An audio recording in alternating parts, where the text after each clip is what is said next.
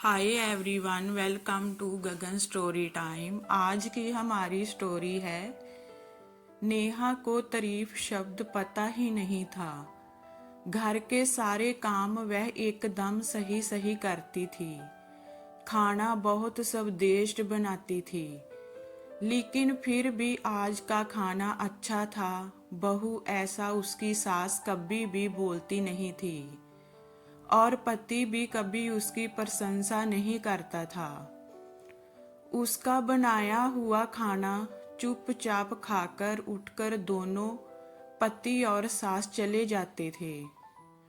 उसने खाना खाया या नहीं, इसका उन दोनों को फर्क नहीं पड़ता था। सास को वह पसंद नहीं थी। उसके हाथों से जरा सी भूल हो गई तो सास तुरंत गुस्सा करती थी।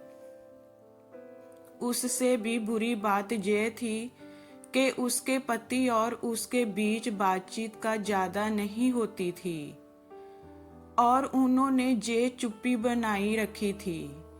वह उस पर ध्यान नहीं देता था। परदेश में पढ़ाई करने गया हुआ छोटा देवर मात्र समय समय पर नेहा को फोन करता था, पूछता था भाभी कैसी हो। उसका फोन आने पर नेहा बहुत खुश होती थी। अपना मन हल्का करने का उचित स्थान था नेहा का।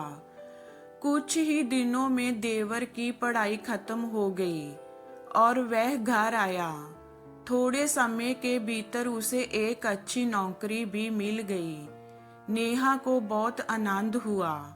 नौकरी लग जाने के बाद उसकी सास अपने छोटे बेटे की शादी के लिए बातचीत करने लगी, पर देवर को एक भी लड़की पसंद नहीं आती थी।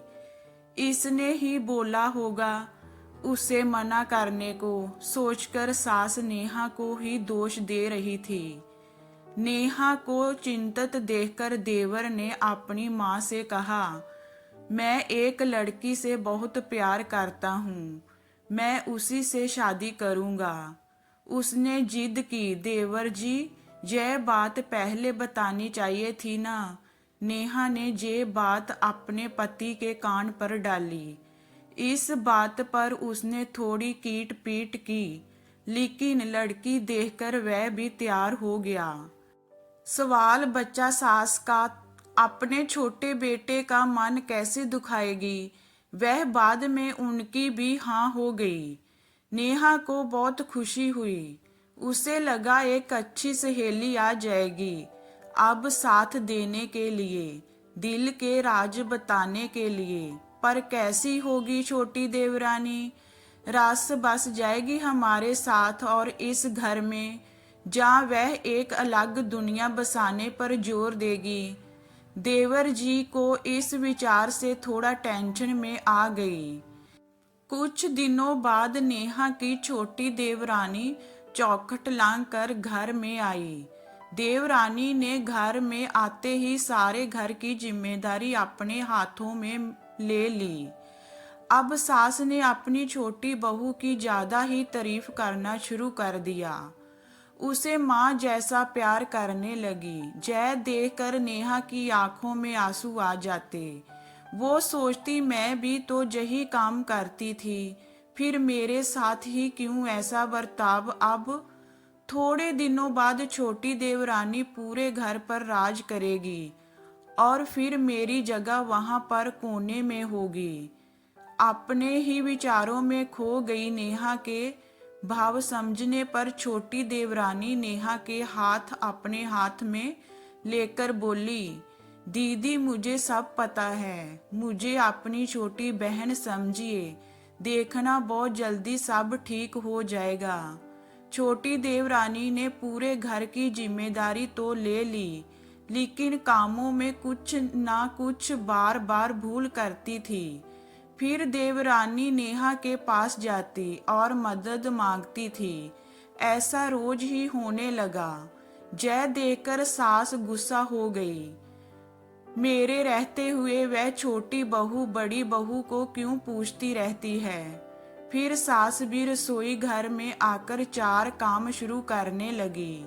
धीरे धीरे वह छोटी बहू के साथ साथ अनजाने में बड़ी बहू से भी प्यार से बर्ताव करने लगी, प्यार से बोलने लगी, नए पदार्थ दोनों को सिखाने लगी, भूल समझकर समझाने लगी। अब सास और दोनों बहुओं में अच्छी दोस्ती होने लगी। इस वजह से बड़ी बहू का स्वभाव भी अच्छा होने लगा। उसके स्वभाव में खुलापन आ गया।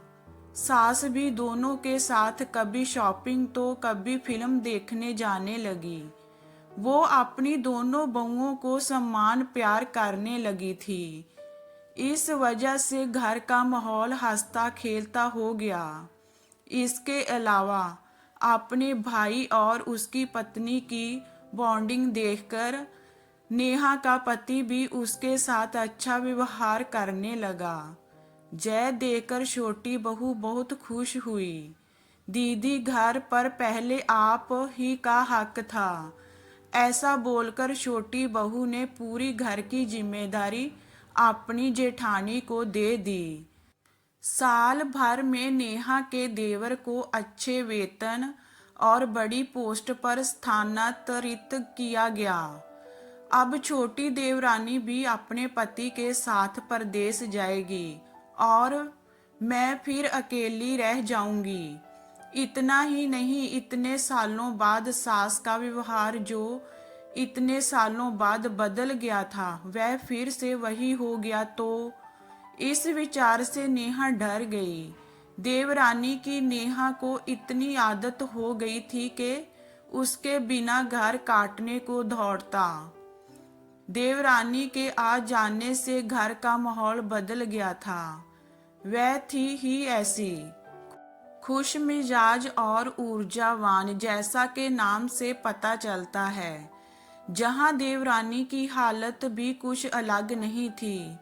उसे दुख हुआ कि यदि जहां रहना पड़ा तो उसे अपने पति से दूर रहना पड़ेगा। नेहा के देवर की जाने की गड़बड़ और देवरानी मात्र टेंस होने के कारण नेहा सोच में पड़ी। अंत में उसने देवरानी को पूछा तो देवरानी ने जवाब दिया कि दीदी, मैं सारा दिन नए स्थान पर अकेली रहूंगी। उससे अच्छा मैं यहीं रहूं। आपके देवर को बोला है मैंने। शनिवार और रविवार की छुट्टियों में आप ही जहां आ जाया करें। मैं भी उनके साथ जाया करूंगी बीच बीच में, थोड़ा बदलाव के लिए। उस पर वह बोलते हैं कि 6 महीने में वापस जहां ही बदली कर लूंगा मैं।